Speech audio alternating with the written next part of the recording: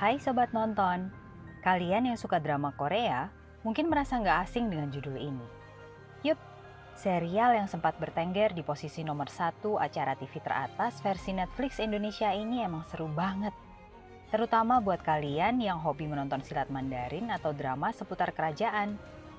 Kisah yang mengangkat percampuran jiwa ini layak banget ditonton dengan alur cerita yang nggak biasa dan plot yang cukup tak tertebak. Nah, di video ini, Mimi Nonton akan mengajak kalian ngintip. Apa sih istimewanya Alchemy of Souls?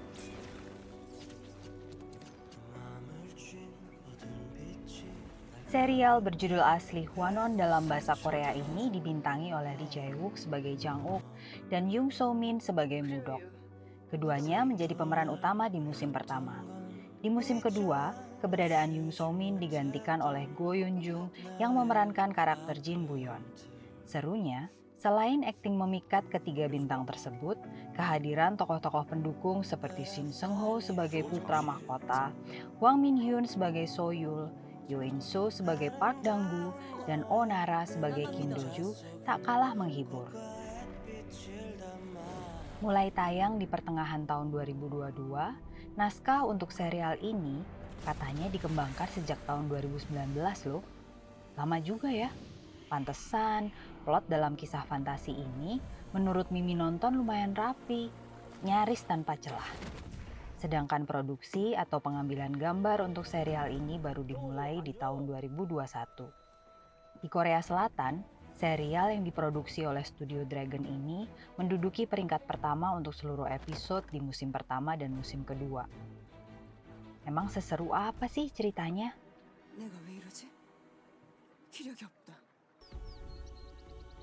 Alchemy of Souls mengambil latar sebuah negara fantasi bernama Deo yang dikuasai para penyihir. Seperti 4 menara sihir di Hogwarts dalam kisah Harry Potter, terdapat 4 kubu penyihir besar yang mendominasi kehidupan di Deo, yakni Songrim, Jinowon, Sejuwon, dan Chonbugwan.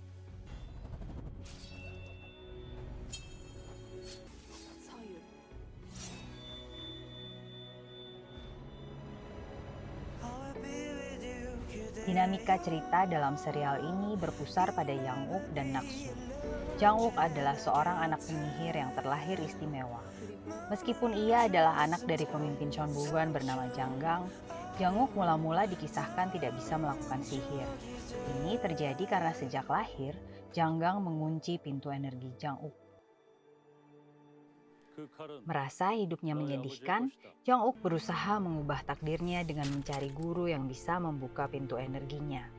Karena tidak ada seorang penyihir pun di Daeho yang mau melakukannya, Jang-uk kemudian berguru pada seorang perempuan penyihir kejam bernama Naksu, yang sejak anak-anak hidup dalam pengasingan. Sama seperti Jang-uk, Naksu sendiri adalah anak penyihir Chonbugwan. Namun karena ayahnya mengetahui rahasia kelahiran Jang-uk, ayahnya terpaksa dibunuh oleh 4 pimpinan klan penyihir besar di Deo.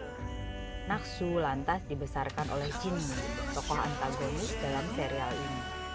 Di bawah asuhan penyihir jahat yang diam-diam mempraktekkan sihir terlarang, Naksu tumbuh menjadi penyihir kejam yang tak terkalahkan.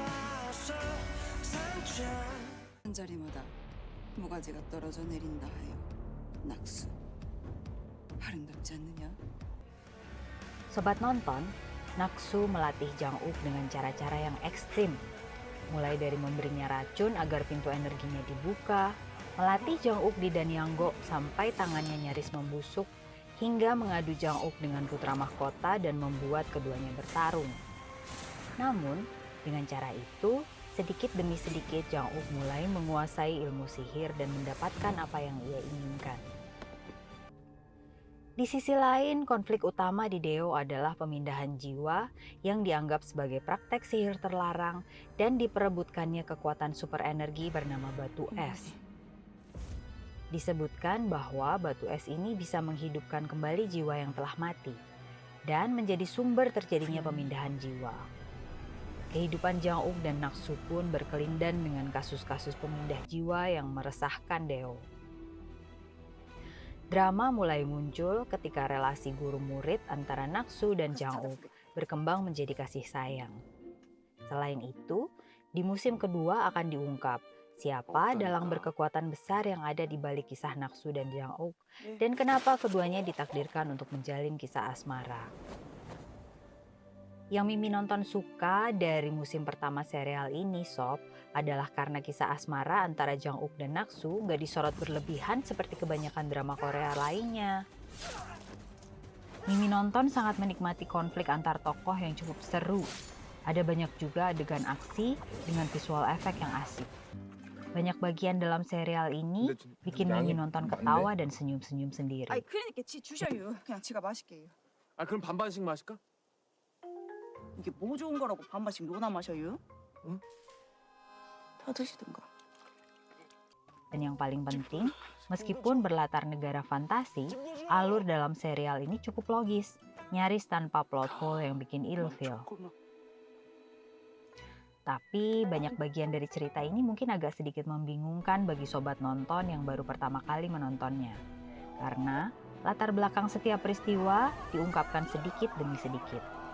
Kadang, Mimi nonton juga harus mencerna cerita atau mengulang beberapa bagian untuk memahami kenapa satu peristiwa bisa terjadi. Gara-gara itu, Mimi nonton sampai berkali-kali nonton Alchemy of Souls. Selain itu, ada peristiwa yang agak janggal di akhir musim pertama yang ketika seluruh jawabannya diungkap di musim kedua jadi bikin sedikit mengernyitkan dahi. Kenapa ya kok? Kalau Mimi nonton bilang di sini, nanti jadi spoiler dong. Yang jelas, menurut Mimi nonton, serial ini layak ditonton. Skornya sih 8,5 dari 10 deh. Ceritanya berkualitas, karakter-karakternya kuat dan menarik, tapi tetap menghibur dan sedap di mata. Nah, gimana? Jadi kepengen nonton gak, Sob? Kalau kamu udah nonton, kasih komentar di bawah ya. Kalau ada film yang pengen kamu tonton, ketik juga di bawah. Plus, jangan lupa subscribe kalau sobat nonton suka dan nyalakan tombol lonceng untuk terus menyimak rekomendasi tontonan dari kami. Sampai jumpa di Nonton Apa?